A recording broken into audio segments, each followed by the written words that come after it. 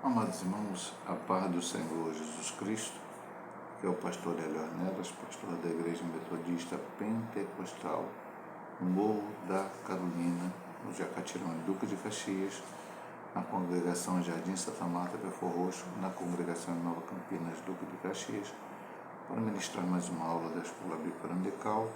Estamos estudando o avivamento nesse trimestre, lição bíblica da CPAD, classe de adultos. Hoje vamos para a lição de número 5, o avivamento na vida da igreja. Textual: e todos foram cheios do Espírito Santo, começaram a falar em outras línguas, conforme o Espírito Santo lhes concedia que falasse. Atos 2:4. Verdade prática: ao longo dos anos, a igreja experimenta avivamentos por meio do batismo no Espírito Santo e na autoridade dos dons espirituais. Texto bíblico em classe se encontra em Atos 2, de 1 ao 13. Cumprindo-se o dia de Pentecostes, estavam todos reunidos no mesmo lugar.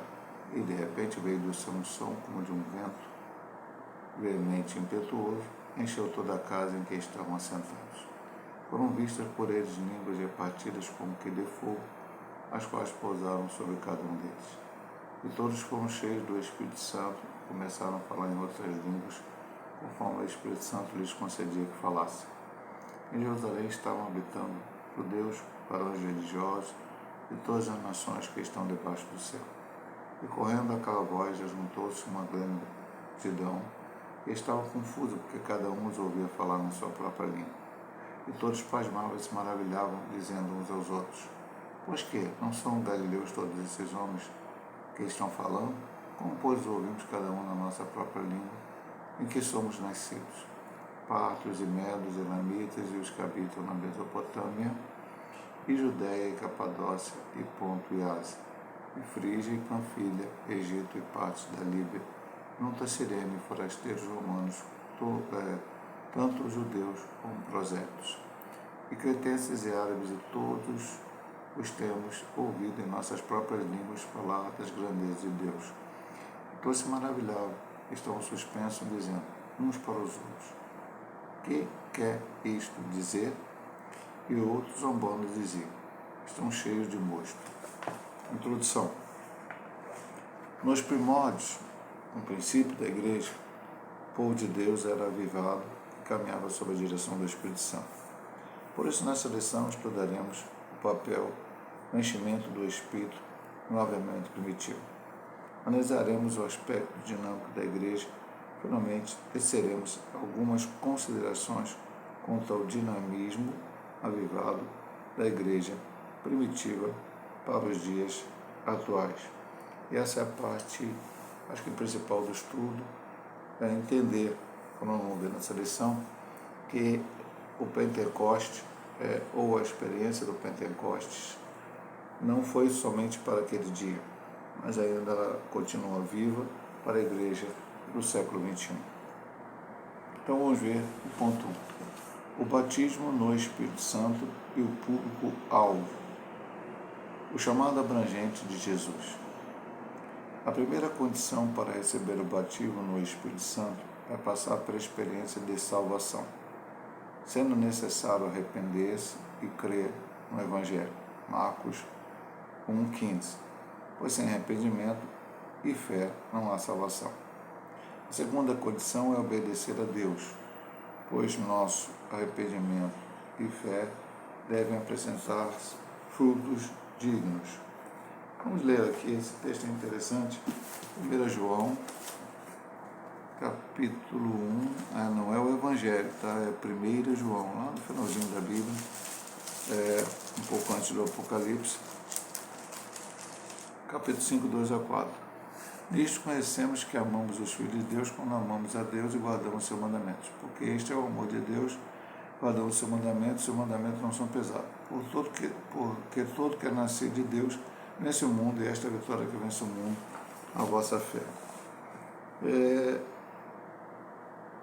E finalmente, a terceira condição é santificar-se, pois sem santificação ninguém verá Deus. Esse chamado de Jesus era para todas as pessoas. Ele antecede a experiência do batismo no Espírito Santo.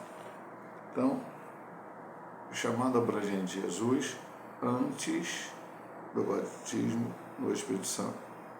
O autor já, no primeiro ponto da lição, já quer mostrar, depois ele vai falar mais claramente, que não podemos confundir, como alguns confundem, que batismo com o Espírito Santo é a experiência da salvação. Não, salvação é alguma coisa, batismo no Espírito Santo é outra coisa, não vamos ver mais detidamente na frente. Mas para receber o batismo com o Espírito Santo, precisamos passar por essas condições ocorridas aqui. Primeiro, é salvação. O que é a salvação? É o momento em que eu me reconheço pecador, reconheço Jesus como o único que pode perdoar meus pecados, e convencido pelo Espírito Santo, eu então aceito a Cristo como o único e eterno Salvador da minha vida, confiando que Ele pode perdoar os meus pecados. Segundo, e aí tem um arrependimento, como ele fala aqui, lógico. Eu me arrependo de tudo que eu fiz de errado, por isso eu quero perdão do pecado. Quem não se arrepende não quer perdão do pecado porque quer continuar as mesmas práticas. Segundo, obedecer a Deus, por nosso arrependimento, deve apresentar frutos dignos. Então eu me arrependi, aceitei a Cristo como Salvador, e agora o meu objetivo é obedecer ao Senhor em tudo aquilo que Ele mandar. Eu tenho Jesus como Salvador e tenho Ele também como Senhor. E a terceira condição é a santificação, sem a qual ninguém verá o Senhor, ou seja, não adianta eu querer viver uma vida fora dos padrões de Deus. Nós não estamos falando aqui de padrão denominacional, padrão de igreja, não faz isso, não faz aquilo, faz aquilo, não faz aquilo. Eu estou falando de Bíblia Sagrada e Palavra de Deus. Precisamos nos santificar. O que é ser santo? É ser separado do mundo, do pecado. Pastor, não vou conviver com as pessoas. Não, você vai conviver, mas não vai fazer as mesmas práticas que eles fazem e que você muitas vezes fazia antes também de aceitar a Cristo como Salvador. A promessa é para todos os salvos. Os primeiros a receber nessa manifestação sobrenatural do Espírito Santo foram os discípulos que, salvos, se reuniam no cenáculo para perseverar em oração. Eles esperavam o cumprimento da promessa feita por Jesus. E, de repente, o Espírito foi derramado sobre todos os que estavam reunidos e assentados na casa. Ao final do segundo capítulo de Atos, o apóstolo Pedro afirma que a promessa diz respeito a vós, a vossos filhos e todos que estão longe, e tantos quanto Deus nosso Senhor chamar. Assim, o texto bíblico atesta a abrangência atemporal e perene da promessa. O batismo no Espírito Santo é para todos os salvos, em todas as épocas, culturas e geografias. Embora no ponto da subdivisão 3, aqui desse ponto, vai voltar ao assunto, mas eu vou quase que falar de algo mais adiante. Então, para quem é a promessa do batismo no Espírito Santo? Para os salvos. Os discípulos receberam essa promessa, e eu vou até um texto anterior a este, que está aqui, Atos 1, ou paralelo a este. Em Lucas 24, 49, o Senhor disse para os discípulos em uma das suas aparições após a sua ressurreição: ficai em Jerusalém, até que do alto sejais revestidos de poder. Eles obedeceram, e o Senhor apareceu a eles pela última vez e disse em Atos 1:8: recebereis a virtude do Espírito Santo, e não muito depois desses dias, e serás testemunhas, de ser testemunhas, tanto em Jerusalém, na Judéia, Samaria, até o confim da terra. E essa promessa se cumpriu em cerca de 120 pessoas no dia de Pentecostes. Receberam o batismo do Espírito Santo, falaram em questão, como lemos o texto aqui, bíblico de classe. E falaram línguas que foram entendidas por aquelas pessoas que ali estavam, eram estranhas para eles que falavam. A experiência vai ser sempre assim? Depois a gente comenta lá na frente, mas naquele momento foi, e as pessoas ouviram eles falando a língua, engrandecendo a Deus. Aí discutiram, vocês estão bêbados? Aí Pedro falou, não, nós estamos bêbados não. E nesta conversa, Pedro então faz a sua primeira pregação, o seu primeiro discurso, e diz que a promessa, como está escrito aqui, pertence a nós, a vós e a todos quantos o Senhor chamar. Se houvesse um cessacionismo, como houve aqui no ponto 3, Pedro diria, essa promessa pertence a nós, a vós e a todos quantos o Senhor chama, até que cesse, porque um dia vai cessar, e aí não dá mais para receber esse batismo com o Espírito Santo, mas Pedro não disse isso, nós vamos seguir aqui no ponto. O engano dos cessacionistas. O cessacionismo é uma corrente da teologia reformada e de algumas igrejas históricas que afirmam que os dons espirituais cessaram na vida da igreja. Segundo essa corrente, o batismo no Espírito Santo e os dons espirituais eram apenas para os dias apostólicos. Há uma ginástica de interpretação bíblica que ele colocou entre aspas, para justificar essa mesonice histórica. Há outros ainda que, seguindo seus teólogos, afirmam que o batismo no Espírito Santo é a própria conversão. Já estudamos em trimestres anteriores que o Novo Testamento, e principalmente o livro de Atos, mostra com detalhes que o batismo do Espírito Santo é uma experiência distinta da salvação. Como vimos aqui, todos os discípulos que receberam o batismo no Espírito já eram salvos, e que os dons espirituais transbordaram os limites da igreja apostólica. Portanto, como pentecostais, afirmamos o batismo no Espírito Santo com a evidência física de falar em línguas estranhas, bem como a autoridade dos dons espirituais na vida da igreja. Essa realidade espiritual perpassa todas as épocas, culturas, geografias em que há um salvo em Cristo. Então, eu disse que ia comentar antes, acabamos comentando, de certa forma, no ponto 2 já é o ponto 3. Quem são os cessacionistas?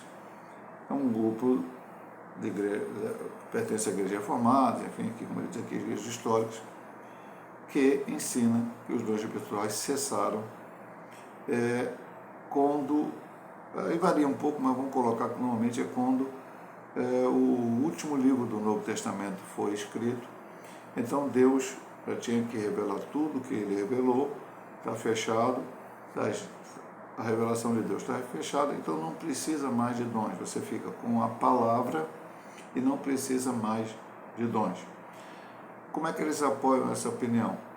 Não há um texto bíblico sequer que possa dizer que os dons cessaram. Então, como ele diz aqui, vai ao ginástica, pega um texto ali, e vai outro aqui, e vai outra situação, além de haver se apegar com alguns ensinamentos que algumas pessoas, após os pais da igreja, após os apóstolos terem morrido, após os pais da igreja terem morrido lá na frente, pregaram ou ensinaram que os dons haviam cessado.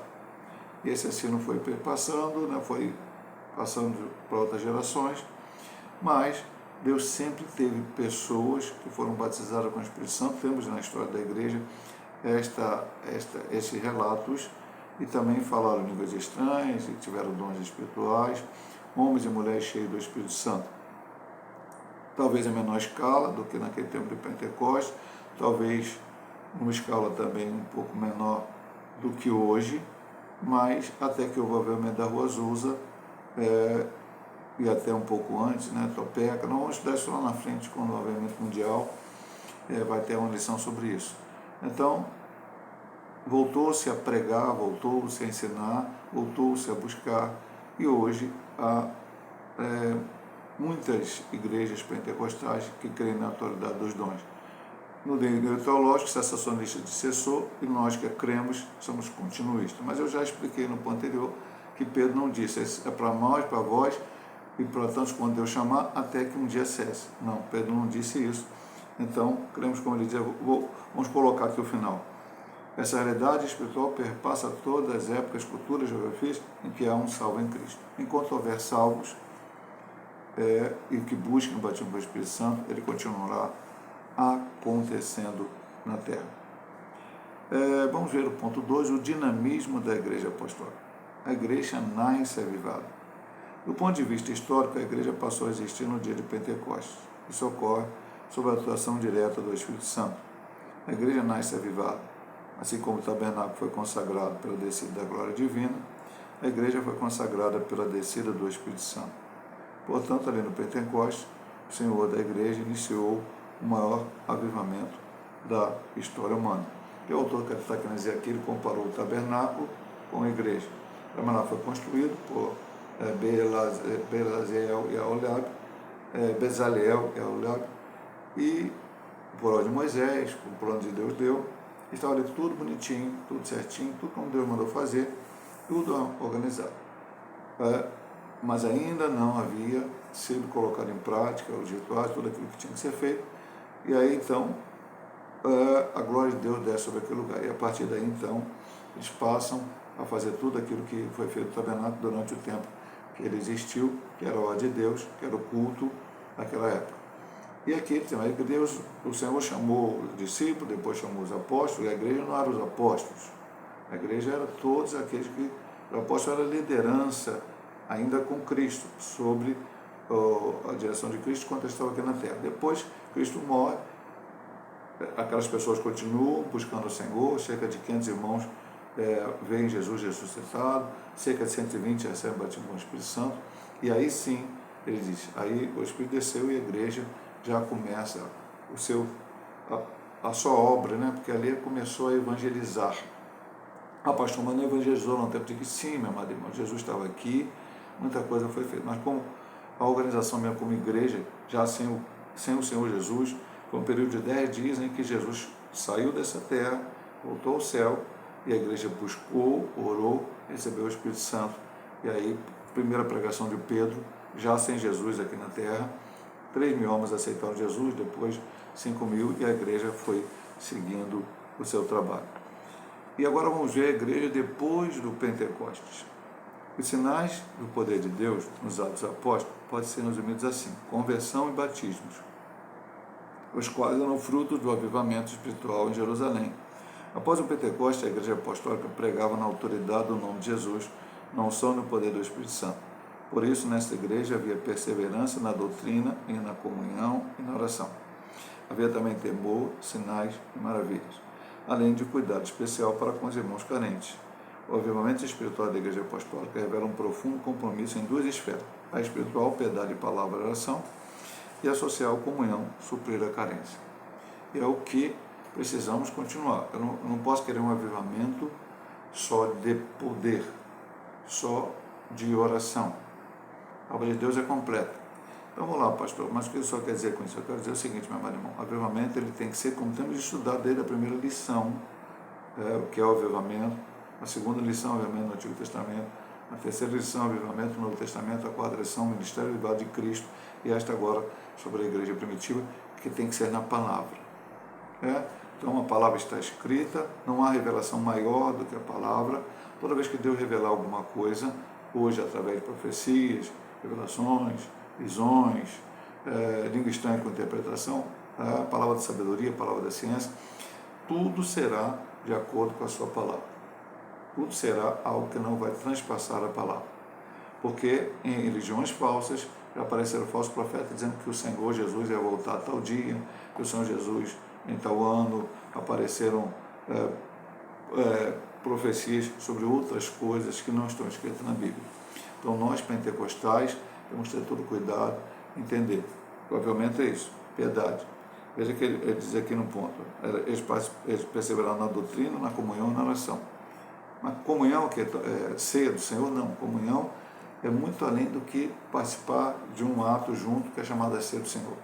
Comunhão é estar ligado ao corpo de Cristo. Nós somos o corpo. Se o pé sente, tem uma dor, o braço sente. Se a cabeça tem uma dor, o nariz sente. Enfim, eu vou colocar dessa forma, parecido com o que Paulo colocou lá em Corinto, no ensinamento sobre o batismo com o Espírito Santo, sobre os dons espirituais. Nós somos um corpo único. Então precisamos ter essa parte: piedade, busca, oração, jejum, leitura da palavra, tudo isso que vamos viver uma vida avivada como temos aprendido. E ele dá uma segunda colocação, que é a parte da social. Precisamos cuidar das pessoas. Precisamos, que eu falei, comunhão. Um pé sente, o outro vai sentir. Eles dividiam tudo que tinham. Hoje dará para fazer desta forma? Não, mas a igreja precisa ter um trabalho social. Na igreja de Caxias temos a nossa junta diaconal, que trabalha exatamente procurando suprir a necessidade daqueles irmãos que têm alguma dificuldade. carente nessa situação. E na falta de um trabalho da junta diaconal, acho que a própria igreja pode e assim deve fazer, como fez a igreja primitiva na vida de muitas pessoas. O ministério ungido para os dias atuais é a terceira subdivisão. Na unção do Espírito Santo, a pregação cristã deve ser acompanhada de poder, sinais e milagres.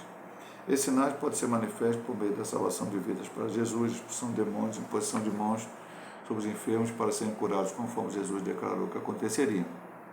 O ministério elevado, ungido pelo Espírito Santo, é indispensável na missão da igreja nesses dias. Então veja bem que precisamos do ministério avivado hoje. E o que ele chama de ministério avivado aqui? Pregação cristã acompanhada do poder, sinais e maravilhas. Então primeiro se prega a palavra, depois vem sinal. Os sinais seguirão os que crerem. Para crer precisa ouvir a palavra. A fé vem pelo ouvir e ouvir pela palavra de Deus. Então a pessoa precisa ouvir a palavra, aceitar a Cristo como Salvador, e sinais seguirão. Esses sinais podem ser manifestos por meio de, aí ele coloca, salvação de vidas, ponto e vírgula, expulsão de demônios, ponto e vírgula, imposição de mão sobre os enfermos para serem curados, conforme Jesus declarou que aconteceria. Se almas forem salvas, que esse é o principal ponto, desde a primeira lição de fala do avivamento, a igreja já estará sentindo o poder de Deus. Vidas estão sendo transformadas. Outros sinais precisam acontecer, demônios precisam ser expulsos, pessoas curadas, sim. Hoje nós temos, como falamos um pouco lá atrás, e até os sensacionistas se pegam nisso, que os sinais são muito menores, menos que no tempo de Cristo, e Cristo diz que a gente faria maiores sinais, precisam acontecer, mas tem que ser coisas verdadeiras. Realmente pessoas endemoniadas entrarem na igreja e terem os demônios expulsos e a palavra entrando no seu coração, porque não adianta eu expulsar o demônio de alguém e essa pessoa sair lá para fora sem a palavra e lá fora o demônio voltar a pegar ela e continuar a minha vida que está. Curas reais, curas verdadeiras, curas que realmente o Senhor opere. Infelizmente nós temos nos dias de hoje muitas igrejas, curas que não são verdadeiras, mas não vou entrar nesse ponto, não quero entrar aqui nessa situação. Ministério elevado, ungido pelo Espírito Santo, é indispensável a missão da igreja nesses dias. No momento, nesse mundo que a gente vive, as pessoas precisam ver o poder de Deus agindo, mas não adianta eu curar alguém, não adianta a pessoa ser curada, o demônio sair da pessoa, se ela não for salva, remida e lavada no sangue do Cordeiro. Autenticado por Deus. O ministério ungido não se desenvolve apenas por intermédio dos instrumentos formais e acadêmicos dentro dos padrões hermenêuticos, exegéticos e homiléticos da pregação. Todos esses instrumentos são importantes para o aprimoramento do obreiro, mas só eles não bastam. É preciso que Deus aprove o trabalho do obreiro. Foi assim que aconteceu em Marcos, quando Jesus autenticou a pregação dos discípulos, confirmando a palavra com sinais que se seguiram. Portanto, o modelo da pregação do Novo Testamento é uma mensagem confirmada pelos sinais e prodígios de Deus. Esse aqui é um ponto até um pouco difícil de falar, mas eu vou falar aqui algumas coisas que eu penso. Algumas igrejas dão uma ênfase exagerada, quando eu digo exagerada, ou apenas só essa parte, a hermenêutica, a exegese, a homilética.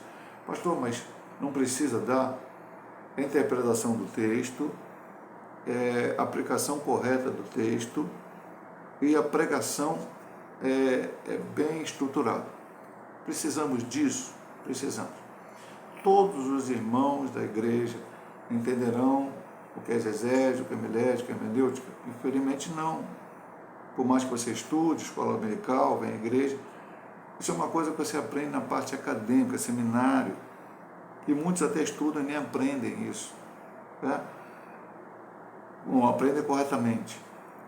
O que precisamos é uma vida cheia do Espírito Santo. Porque eu já vi pessoas que não tinham o estudo adequado, teologicamente, academicamente falando, e pregaram mensagens ao qual nós sentimos o poder de Deus, Deus operou as suas maravilhas. Ah, pastor, esta regra, esse é o padrão? Não. Então eu digo, alguns se apegam e aí não buscam o poder de Deus. Outros se apegam ao poder de tal forma que não buscam ter um entendimento mínimo de homilética, então exegese, hermenêutica, acabam interpretando mal o texto, acabam fazendo uma colocação errada do texto, falando aquilo que a Bíblia não diz, uma pregação totalmente fora do contexto, vai para um lado, vai para o outro, enfim, confunde muitas vezes a pessoa.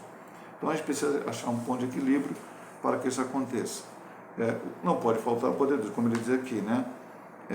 Além disso, os sinais são confirmados, as palavras são confirmadas pelos sinais, onde Deus opera suas maravilhas. Vamos aqui então ao último ponto que eu acho muito importante. Glorifica a Cristo. O ministério ungido pelo Espírito glorifica a Cristo e não o homem. Não por acaso nosso Senhor declarou que a missão do Espírito Santo é glorificá-lo. João 16, 13 a 14. Assim, toda mensagem do Evangelho e atividade sob a direção do Espírito Santo deve glorificar a Cristo. Aos Coríntios, o apóstolo Paulo ensina que quer comais, quer bebais, ou façais outra qualquer coisa, fazei tudo para a glória de Deus. Deus em Cristo é que deve ser glorificado a partir de nossa instrumentalidade na obra do Senhor. Isso aqui é muito importante, meu amado irmão. Vamos lá. Eu sou um pregador, e tenho um bom entendimento hermenêutico, exegético, homilético, como foi falado no ponto anterior, trago uma mensagem bem estruturada, uma interpretação correta da Bíblia, e prego uma mensagem dentro dos padrões teológicos que precisam ser realmente respeitados, devem ser respeitados. De quem é a glória? A glória de Deus. Somente a Ele seja a glória, louvado seja o nome do Senhor. Sou um pregador que não tenho esse conhecimento todo, então prego a palavra, busco a direção de Deus, oro, jejuo, enfim, Deus me dá uma palavra e também sou usado por Deus. A glória é total, completa, inteiramente dele.